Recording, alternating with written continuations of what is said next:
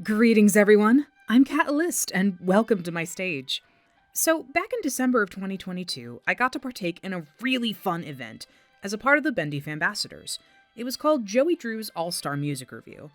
If you haven't had the pleasure of watching it, I've linked it below in the description.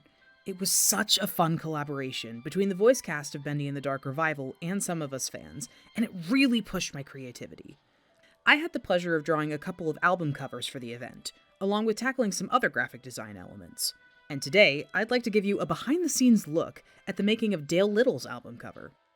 I like illustrating in Clip Studio Paint, which has this nifty time-lapse feature, so I can show you what it looked like as I was working on this.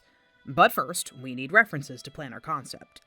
Looking at Dark Revival itself, I grabbed some references of the desk where Dale's audio log is found, along with a donut from the Little Devil Lounge. These screenshots were taken from SuperHorrorBro's Let's Play, which I've included a link to in the description. Always important to cite your sources and give credit where it's due. These would inform my composition and color palette. We start off our sketch by establishing a workspace with a rough pencil brush. My vision for this album cover was to make the desk look like it was in active use, the messy artist aesthetic, if you will.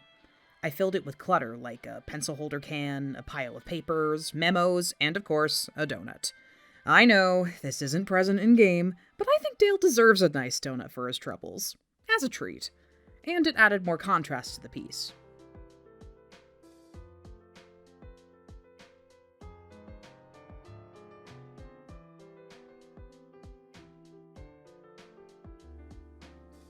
Then we get into the lining phase. I created a separate vector layer and used an ink pen brush to trace over my sketch and finalize it. I prefer a vector layer for this step because you can't accidentally fill in color on it, meaning I'll have less mishaps when coloring on the wrong layer later. This also helps when I'm adding the hatching to the napkins line art, as I have separate settings for my eraser tool for vector layers that will get rid of everything that intersects. This means I spend less time cleaning it up, which is nice. I'm sure you noticed the numbers on the paper. We'll eventually include the numbers from the original song that this parodies, but I'm also including some fun Easter eggs that I haven't seen anyone point out yet.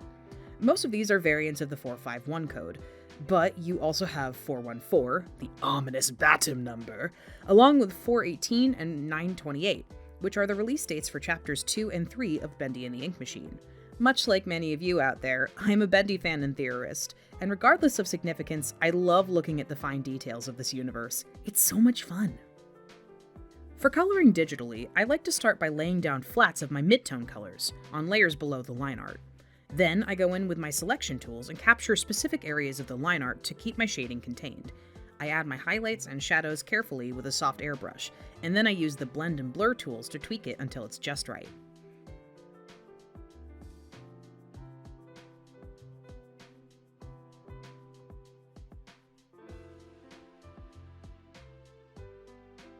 I threw on a layer over everything and mushed around my dappled lighting brush to make it a touch more ethereal.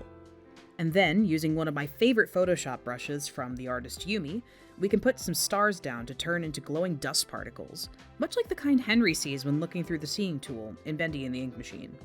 After that, we messed with the adjustment layers a little bit, using multiply and add glow to make the piece pop. And that's it! Dale Little now has his album cover for the show, and it's delightful. Not gonna lie, I was a little nervous to tackle this piece. I'm primarily a character artist, so working on this piece for a character with no physical design was a challenge, but it was good for me. It pushed my limits and I learned a lot. Much to my delight, I was asked if I could modify this image to serve another purpose outside of the review.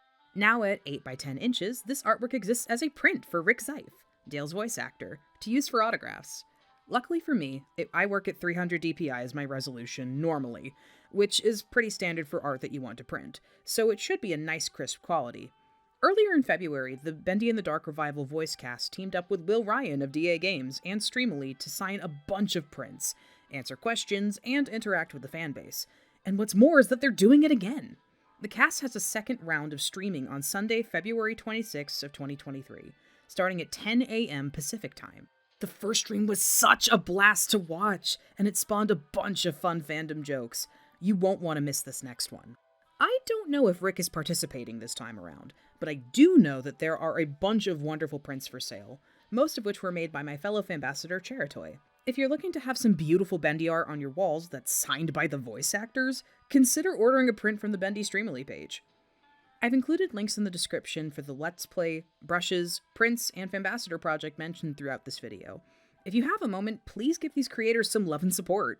And if you liked what you saw, do let me know in the comments down below, or by leaving a like and sharing the video. I love getting to chat with my fellow creatives about this stuff. Also, if you'd like to see a behind-the-scenes look at the other pieces I did for the music review, please let me know. I've got my video editing software sorted out, and I'd like to start doing more process videos for my illustrations and doll customizing. It'd be wonderful to have you along for the ride. With all that said and done, here's wishing you all a wonderful day and a great week. Here's to making some dreams come true. Cheers!